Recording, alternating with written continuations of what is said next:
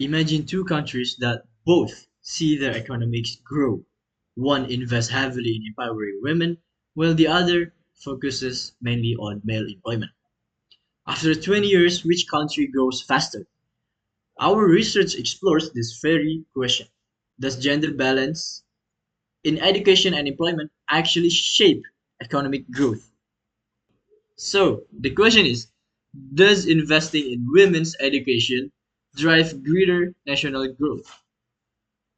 Even as global education access improves, the gender gap in economic participation persists.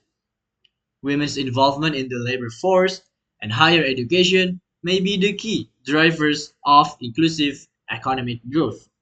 But how strong is this link? We aim to test whether the changes in female versus male participation rate are associated with GDP per capita growth from 2000 onward. So we have the visualization of the data. We use a multiple linear regression model to measure how gender participant metrics relate to GDP growth, controlling for initial GDP per capita in the 2000s. Two models were tested. Model A is for the female, model B is for male metrics.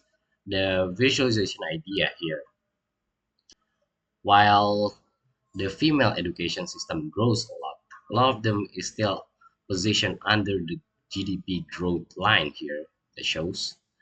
So what that means is basically uh, female education system grows a lot, but it doesn't really affect the GDP that much, the GDP growth that much. Whereas the male one, we can see here that there is not a lot of darker colors, so that means there's not much growth to it. But this line is about the same, and the position of it is also about the same as the female one. So the main difference is the growth of the education system. Next, we have this slide, which visualize something like this. But there is an interesting fact around here, which is that for countries that have GDP per capita growth of around 300%, it usually happens at 20% point difference for both female and male tertiary education difference from 2000 to 2020. Next, we have the finding and conclusion. From this research, we found a couple of things, which is that one, gender participation matters, but not always symmetrically. Female participation growth shows a significant but negative association with GDP growth, possibly reflecting transitional pace in development.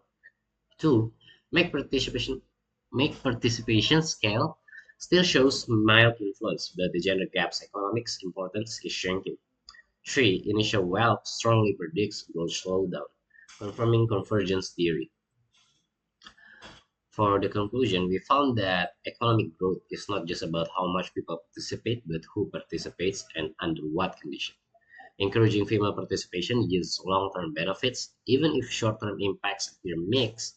Gender inclusion remains essential for sustainable and balanced economic progress.